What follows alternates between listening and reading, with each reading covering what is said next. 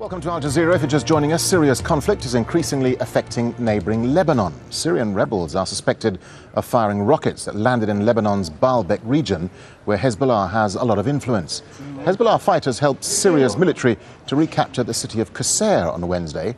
And in the northern Lebanese city of Tripoli, there's tension between Sunnis who back Syria's rebels and the supporters of President Bashar al-Assad. Well, the Lebanese army has entered locations around the Bab al-Tabaneh region of the city to try to maintain order. Well, Mohammed Val is in the Bekaa Valley in northeast Lebanon.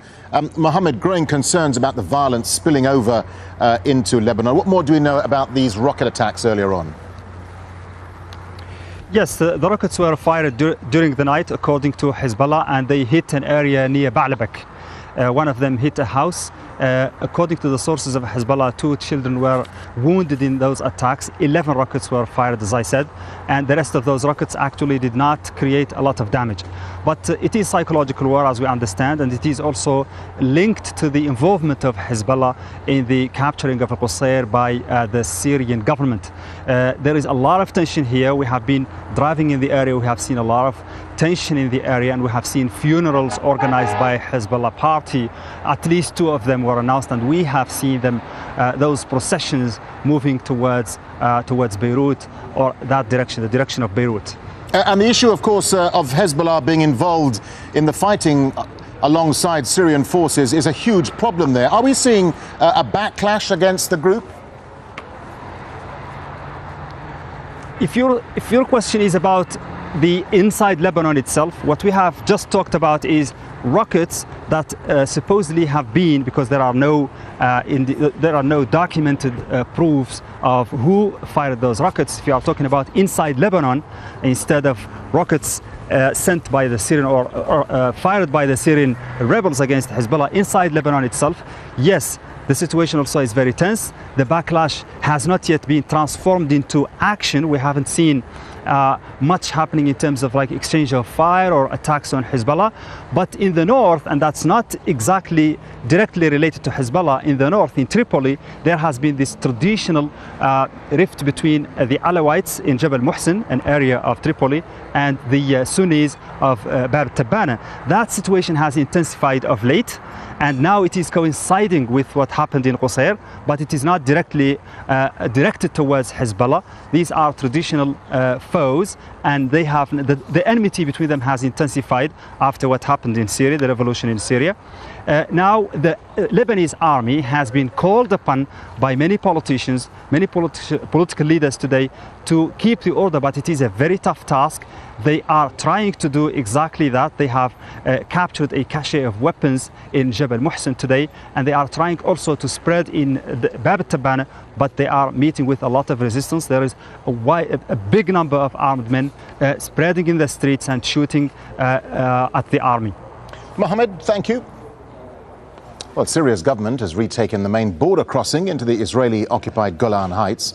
Rebels seized the area early on Thursday.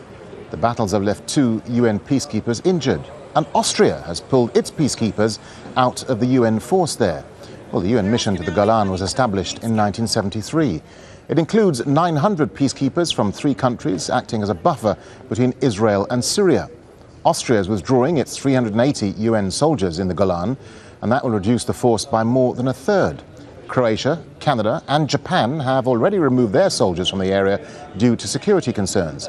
Al Jazeera's Sue Turton has more. The rebels launched a dawn raid on the town of Quneitra, taking the Assad forces by surprise here and really taking control right up to the border with Israel. But the Assad forces took that area back by sending in tanks and heavy artillery. This contravened the agreement between Syria and Israel that no such heavy artillery will come close to the ceasefire line between Syria and Israel, an agreement that has lasted for the last 40 years.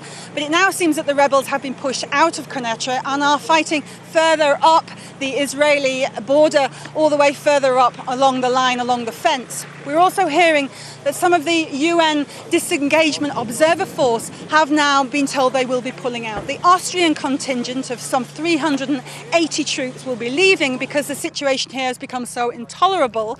The Secretary General of the UN, Ban Ki-moon, is very concerned about the situation here and what this means to a group that has been patrolling this ceasefire line for the last 40 years.